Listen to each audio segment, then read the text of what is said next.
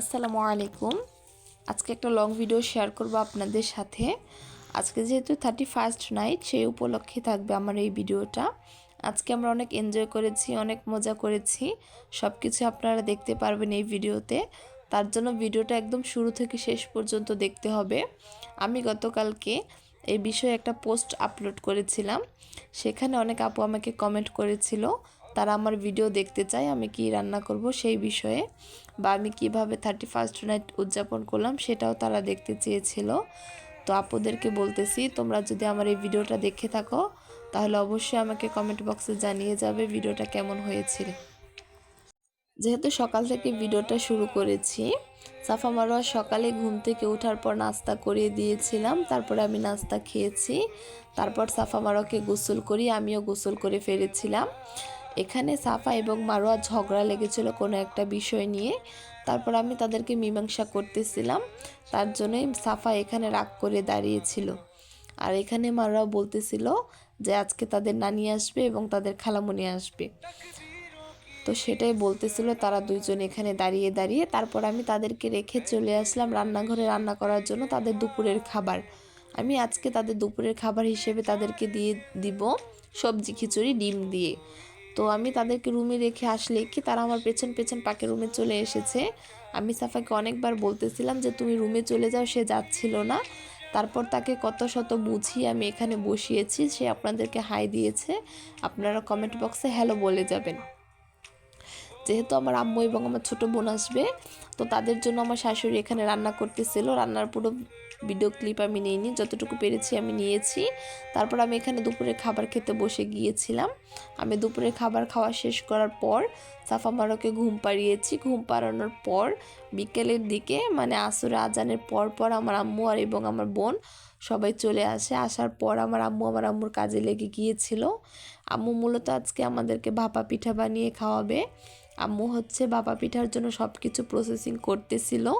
কিভাবে কি করতে হয় আমি সঠিক বলতে পারবো না, এবং আমি ভালো করে দেখিও নাই যে কিভাবে কি করেছিল তারা। আমি হচ্ছে আমার কাজেই ব্যস্ত ছিলাম। আমার ছোটো বোন আমাকে এই ভিডিও ক্লিপগুলো নিয়ে দিয়েছিল। অসংখ্য ধন্যবাদ বোন তোমাকে। তুমি যদি আমার ভিডিওটা দেখে থাকো তাহলে তোমাকে বলছি অসংখ্য ধন্যবাদ আমাকে এতটুকু হেল্প করার জন্য। এটাই আমার জন্য অনেক হেল্প হয়েছে। সে যদি না থাকতো তাহলে কিন্তু আমি একা একাই ভিডিওগুলো করতাম। যেহেতু আমার বোন ছিল তার জন্য হচ্ছে আমার বোনই আমাকে ভিডিওগুলো করে দিয়েছিল। তারপর আমার আম্মু এখানে নারকেল কোড়াচ্ছিল। প্রথমে হচ্ছে গুঁড়িটাকে মানে চালের যে গুঁড়া থাকে সেটাকে কিভাবে যেন পানি দিয়ে ভিজিয়েছে, তারপর নারকেলটাকে কুড়িয়েছে। এখানে হচ্ছে আমি চিলি চিকেন রান্না করব, তার জন্য চিলি সস বানাচ্ছি। আমি বাসায় চিলি সস বানাতে পারি, তার জন্য আর দোকান থেকে কিনে নিয়ে আসি নাই।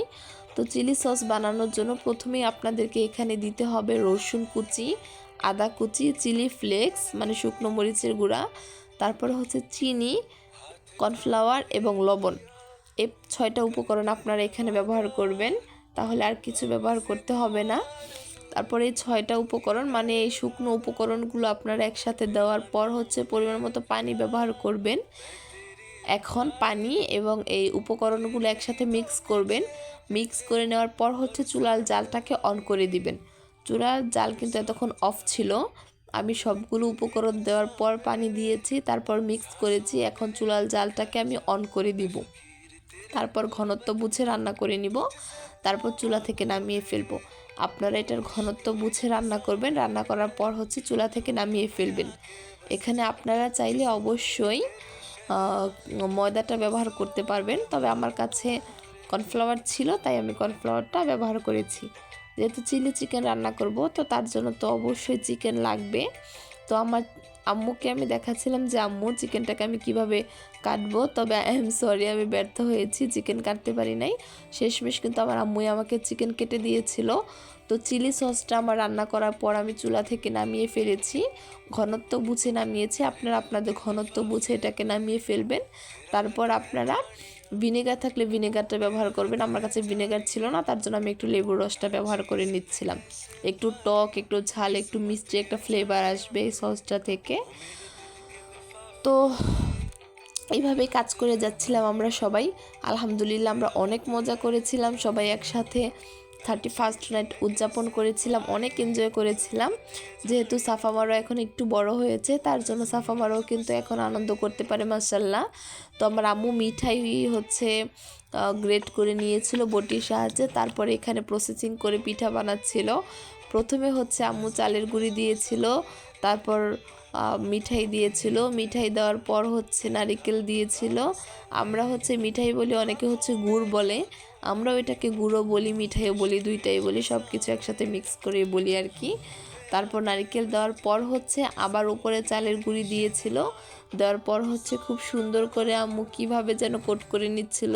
আমার আম্মু কিন্তু মাশাল্লাহ এই পিঠাটা অনেক সুন্দর বানাতে পারে, মাশাল্লাহ খেতেও কিন্তু অনেক টেস্টি হয়েছিল। তারপর একটা বড় পাতিলের মধ্যে পানি গরম বসিয়েছিল। তো পানিটা বলক আসার পর হচ্ছে খুব সুন্দর করে এখানে পিঠা বানানো হচ্ছিল। সবাই অবশ্যই কমেন্টে মাশাল্লাহ বলে যাবেন আমার আম্মুর পিঠার মধ্যে যেন আবার কারো নজর না লেগে যায়। মাশাল্লাহ আমার আম্মু খুব সুন্দর করে এখানে পিঠা বানাচ্ছিল। ধাপে ধাপে হচ্ছে আম্মু পিঠাগুলো বানিয়ে নিচ্ছিল, একটা একটা করে বানাচ্ছিল, আর আমরা সবাই কিন্তু গরম গরম বসে বসে খাচ্ছিলাম। আমরা সবাই মাশাল্লাহ অনেক টেস্টি করে পিঠাগুলো খেয়েছিলাম। তারপর হচ্ছে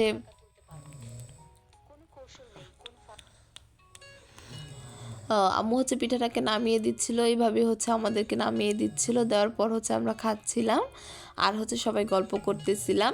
তো আমি চলে আসলাম যে চিকেনটাকে আগে ম্যারিনেট করে 10 মিনিটের মতো রেখে দিব। তারপর হচ্ছে রাত্রে যখন সবাই একসাথে হবে, মানে ওদের বাবা যখন আসবে বাসায়, ওদের কাকা যখন আসবে বাসায়, তখন আমরা সবাই একসাথে খাবো। তো তার জন্য হচ্ছে আমি চিকেনটাকে ম্যারিনেট করে রাখতেছিলাম।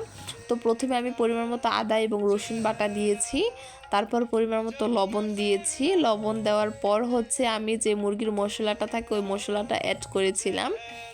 এখানে 1 প্যাকেটের বেশি অর্ধেক মশলা আমি এখানে নিয়েছিলাম। এখানে এক্সট্রা আর কোনো হলুদ মরিচ বা হচ্ছে গরম মশলা ব্যবহার করতে হবে না, কারণ হচ্ছে মশলার মধ্যে সব কিছু দেওয়া থাকে, তার জন্য মুরগির মশলা এটা। তবুও হচ্ছে আমি একটু ঝালের জন্য শুধু শুকনো মরিচের গুঁড়া ব্যবহার করেছিলাম। তারপর পরিমাণ মতো তেল ব্যবহার করেছিলাম এবং পরিমাণ মতো লেবুর রসও ব্যবহার করেছিলাম। আপনাদের কাছে ভিনেগার থাকলে আপনারা ভিনেগার ব্যবহার করবেন। তারপর কিছুটা কর্নফ্লাওয়ার ব্যবহার করেছিলাম, তারপর কিছুটা ময়দা ব্যবহার করেছিলাম। যদি কর্নফ্লাওয়ার না থাকে আপনাদের কাছে তাহলে শুধু ময়দাটাও ব্যবহার করতে পারবেন, তবে এখানে আটা ব্যবহার করবেন না। তারপর আমি খুব সুন্দর করে এটাকে মেখে নিচ্ছিলাম। মেখে হচ্ছে আমি প্রায় 1 ঘন্টার মতো, না যেন হচ্ছে 40 মিনিটের মতো ম্যারিনেট করে ঢেকে রেখেছিলাম। চিকেনটাকে যত সুন্দর করে ম্যারিনেট করবেন এবং যতক্ষণ আপনারা পারবেন রেখে দিবেন নর্মাল ফ্রিজের মধ্যে অথবা এমনিতেই রেখে দিবেন, তত সুন্দর হচ্ছে মশলাগুলো চিকেনের মধ্যে ডুববে এবং চিকেনটা খেতে অনেক জুসি হবে। আর সাফা মারার কথা কি বলবো, তাদের কথা বলার মতো না। তারা মাশাআল্লাহ এতটা খুশি হয়েছে, এতটা এনজয় করেছিল, এতটা আনন্দ করেছিল বলার মতো না আর কি। তো আম্মুর পিঠা খাওয়া শেষ করে আমার মুরগির মাংস ম্যারিনেট করার পর আমার শাশুড়ি হচ্ছে এখানে রুটি বানাবে। রুটির জন্য হচ্ছে আটা মথে নিচ্ছিল। আমি কিন্তু রুটি বানাতে পারি না, আমার রুটি গোলও হয় না, আবার শক্ত হয়ে যায়। তো আমার শাশুড়ি হচ্ছে রুটিটা বানিয়েছিল, আমি আর রুটি বানাইনি। আমার শাশুড়ি ওইখানে রুটি বানাতে নিচ্ছিল, আর এখানে আমার আম্মু হচ্ছে চিকেনটাকে আমাকে ফ্রাই করে দিচ্ছিল। যেহেতু অনেকগুলো চিকেন, আম্মু বলতেছিল যে তুই পারবি না, আমাকে দিয়ে আমি হচ্ছে ভেজে দিই, তারপর হচ্ছে তুই কি করবি ওইটা করে নিস। তো আমি হচ্ছে এখানে চিকেনটাকে ফ্রাই করতে দিয়েছিলাম আম্মুকে, আর আমার ছোটো বোন আমাকে ভিডিও করে দিচ্ছিল। আর আমি মনে হয় সাফা মারার কাছে ছিলাম না, ঘরেই ছিলাম, কি করতেছিলাম বলতে পারবো না। এই দিনটা অনেক স্মরণীয় হয়ে থাকবে, যেহেতু বছরের শেষ দিন এবং বছরের শুরু দিন। আলহামদুলিল্লাহ আমরা 2টা দিনই হচ্ছে আমার বাবার বাড়ির মানুষ এবং আমার শ্বশুর বাড়ির মানুষ আমরা সবাই একসাথে আনন্দ করেছি। আমার বাবার বাড়িতে হচ্ছে আমি সবার বড় মেয়ে, মানে হচ্ছে আমার বড় কোনো ভাই বা বড় কোনো বোন নেই, আমার 2টা ছোট বোন আছে। তো যেহেতু বোন আসছে, আম্মু আসছে, শুধু আব্বুই আমাদের বাসায় ছিল, তো তার জন্য আমরা সবাই অনেক আনন্দ করেছিলাম। আসলে মানে অনেক মিস করতেছিলাম, যদি আম্মু আমাদের বাসায় থাকতো বা বোন যদি আমাদের বাসায় থাকতো তাহলে বোন 2টাকে অনেক মিস করতাম আজকের দিনে। যেহেতু সবাই একসাথে আনন্দ করেছি, তার জন্য আর কোনো মন খারাপ হয়নি। তা না হলে সত্যি কিন্তু আমার অনেক মন খারাপ থাকতো বোন দুইটার জন্য, বিশেষ করে বোন দুইটার জন্য। আমি কিন্তু আমার বোন দুইজনকে অনেক ভালোবাসি, যা বলার মতো না।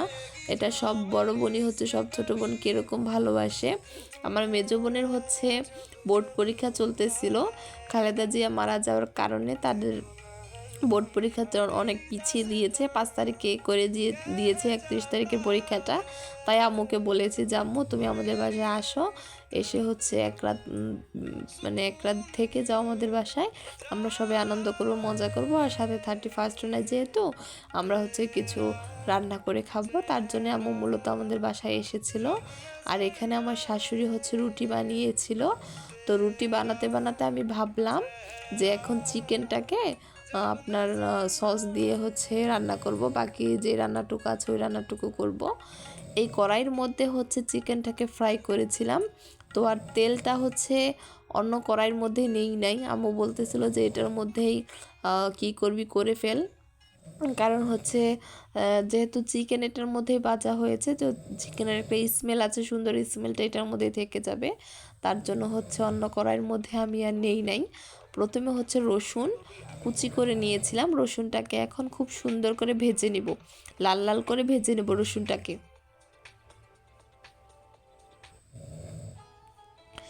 তারপর হচ্ছে কিছু সস ব্যবহার করব, যেমন টমেটো সস এবং আমার বানানো চিলি সস।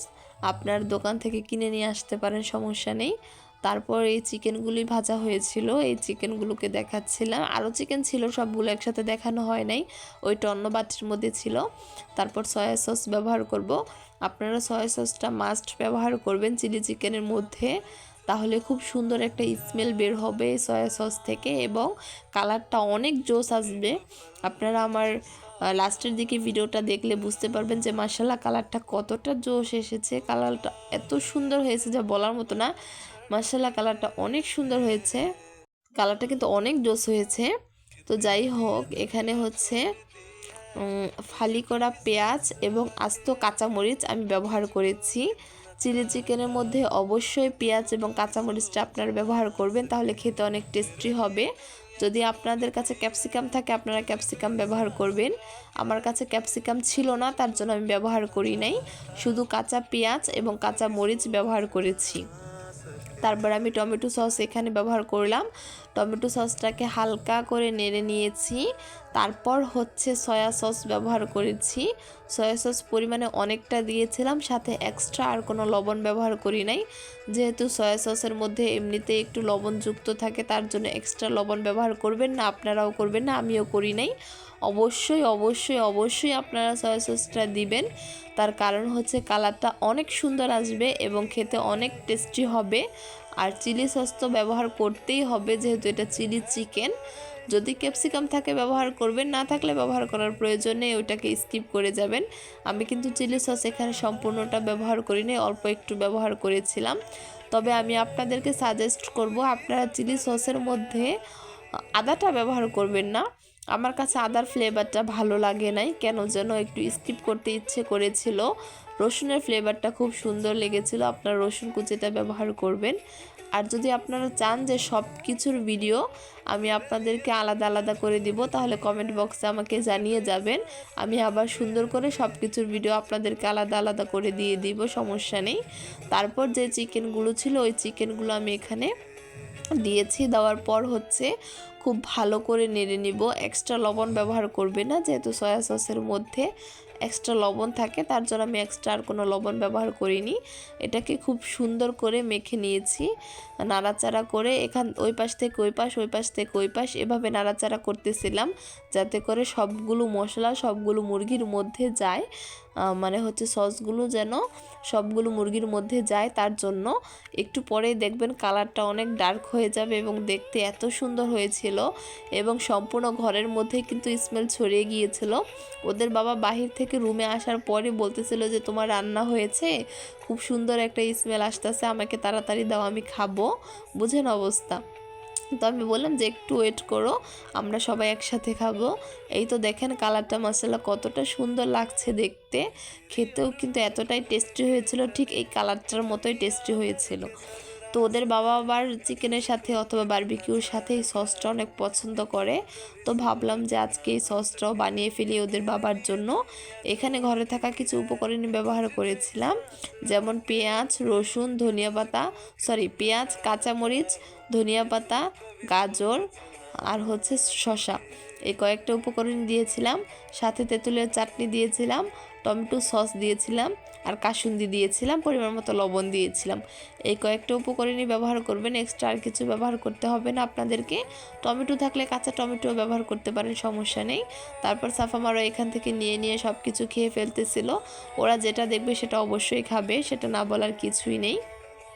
তো ভিডিওটা আমি লং করে আপলোড করেছি, তার কারণ হচ্ছে কি তার